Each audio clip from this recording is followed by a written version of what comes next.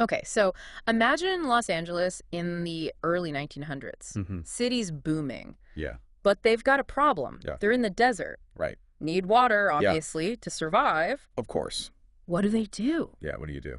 Well, they come up with this pretty daring plan Right. to build a 200-mile aqueduct Wow. to divert water from the Owens River. Interesting.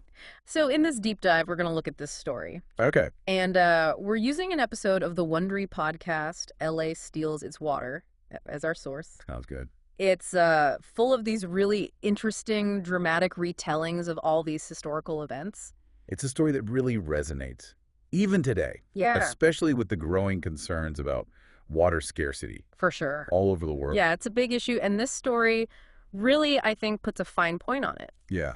So at the heart of this story are two main figures. Okay. We've got William Mulholland. Mhm. He's a brilliant but ambitious engineer, Okay. determined to solve this water crisis. And then you've got Fred Eaton, Oh, yeah. who was Mulholland's mentor, Okay. former mayor, and he's got his own vision for how this should all play out. Interesting. And maybe, perhaps, some personal interest in this whole thing. Yeah, you have to understand the context. Right. Los Angeles was growing so fast, Yeah. but their water sources just weren't enough. No, Mulholland, he was under so much pressure to find a solution. I bet. I mean, he tried everything. He drilled wells, built reservoirs, Mm-hmm. but it wasn't enough. No. They even had a major reservoir leak during a 9-year drought. Oh, wow. I mean, the city was really on the brink. Oh, that's got to be scary. It was. Yeah. And the podcast actually describes this scene Oh, really? where Mulholland's at the Santa Monica Pier, Okay. staring out at the Pacific Ocean, Okay. all that water, Right.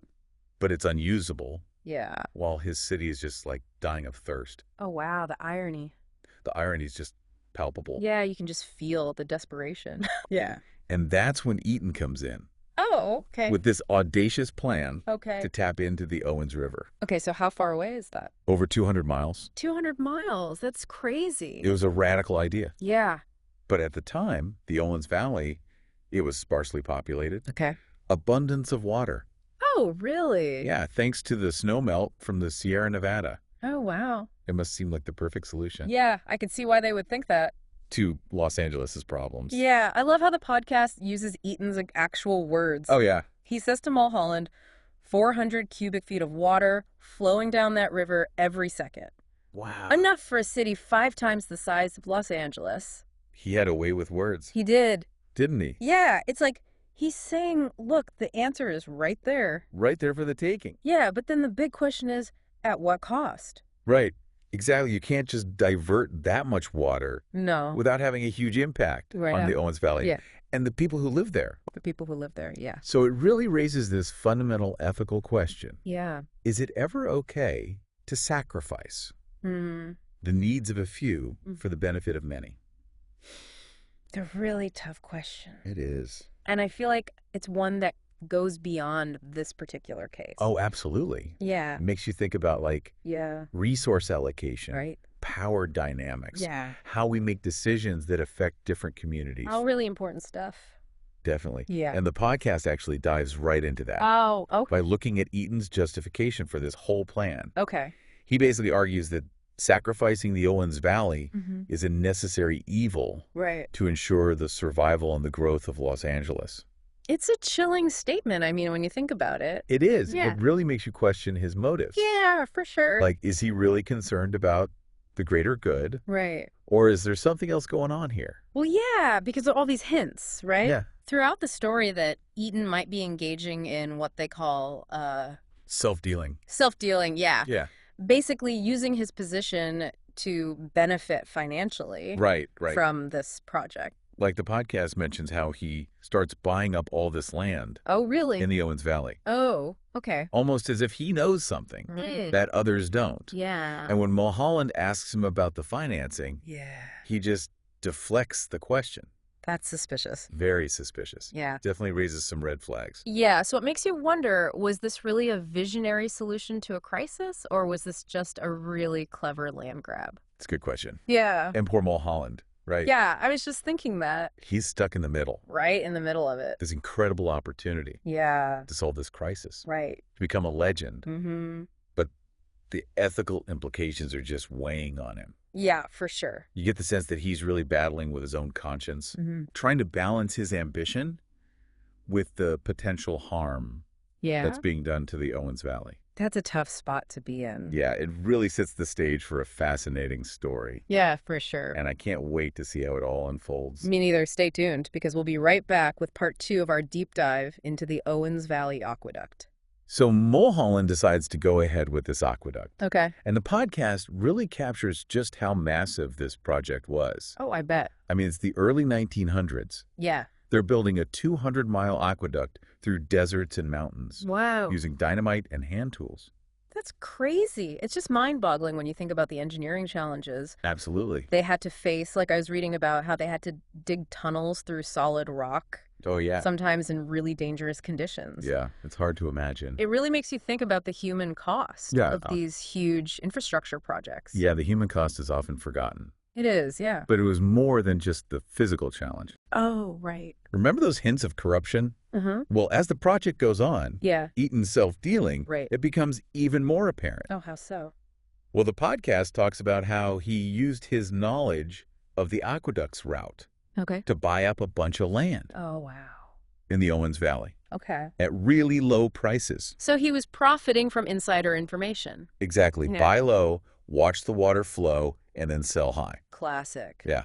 And Mulholland is starting to realize what's going on. Okay. He's still committed to the project, Yeah. but those ethical implications are weighing heavily on him. Yeah, I bet. You get the sense he's battling with his conscience, Yeah. trying to reconcile his desire to solve the water crisis Right. with the harm being done to the Owens Valley. It's a tough situation. It is. So are the people in the Owens Valley just letting this happen? Not exactly. Okay. The podcast describes how they start to realize what's really happening and they start to resist. What do they do? Protests, legal challenges, Wow. even attempts to sabotage the aqueduct. Really sabotage. Yeah, they were desperate. I can see why, their whole way of life Exactly. was tied to that river. Yeah, their farms, Yeah. their communities, Their livelihoods. all depended on that water. Right? To see it taken away. Yeah. To benefit some distant city. It must have felt like such a betrayal. Absolutely. Like the podcast says, some saw it as a classic David versus Goliath battle. I can see that. This small community Uh-huh. fighting against these powerful forces of Los Angeles. A powerful image. It is. And the tension keeps rising Okay. until 1928, when something happens that changes everything. Okay, what happened? The St. Francis Dam disaster. Oh, yeah, I've heard of that. That was a terrible tragedy. It was a catastrophic event. Mm-hmm. The dam collapses, Yes. unleashes this massive flood. Yeah. Hundreds of people are killed. It's just It awful. was devastating. Yeah. And a huge blow to Mulholland's reputation. I bet he designed that dam, right? He did. He personally oversaw the design and construction. So he was held responsible. Absolutely. You can imagine the guilt, Oh, yeah. the weight of that responsibility. Yeah, he went from being a hero to facing public scrutiny and accusations of negligence. Exactly. It was a dramatic fall from grace. So what caused the dam to collapse?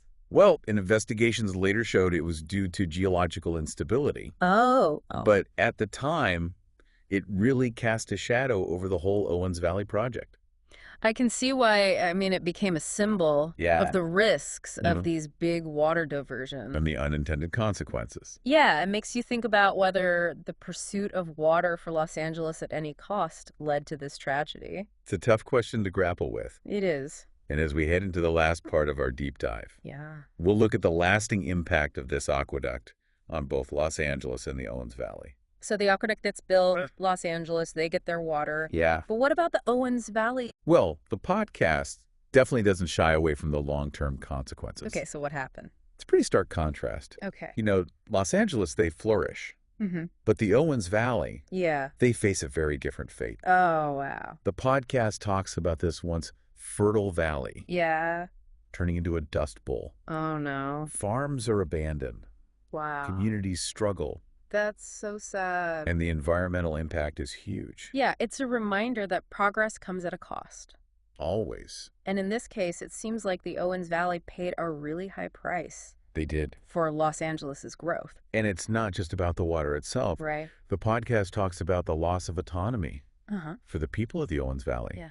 Like their ability to control their own destiny, Right. their own resources. It was taken away. It was Yeah, that's awful. It speaks to the power dynamics, right? Yeah. This big, growing Mhm. city Mhm. exerting its influence over this smaller rural area. It makes you think about how that happens in other situations, too. Oh, absolutely. Not Not just with water. not just with water. Yeah. Yeah. You know what really stuck with me? What's that? The podcast talks about this lasting resentment Yeah.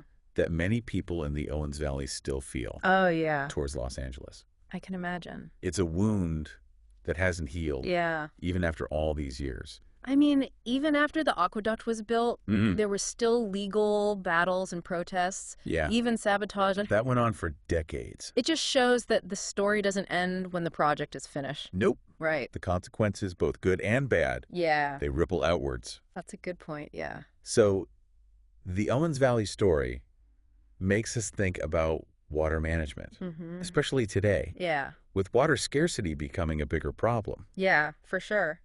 How do we balance the needs of growing cities Right. with the rights of rural communities and Yeah. keeping the environment healthy? That's a tough question. It is, but it's one we have to address. Yeah, for sure. So while this story happened a long time ago, Mm-hmm. it has a lot of important lessons Absolutely. about water, Yeah. about power, Hmm. about progress, It really makes you think about how we manage our resources. for sure. So was Los Angeles's water really stolen? I think the podcast leaves that up to the listener to Yeah. decide. It does make you think about where our resources come from It does. and the impact our choices have on other people and what progress really means. Yeah. And it leaves us with one final question. Oh, okay. What's that? What does all of this tell us about our relationship with nature? That's a big question. It is. Can we really control and manipulate the natural world Yeah. without any consequences? Yeah. Something to think about. It is. Well, thanks for joining us for this deep dive into the Owens Valley Aqueduct. It's been a pleasure. I hope you'll join us again next time as we explore another fascinating topic.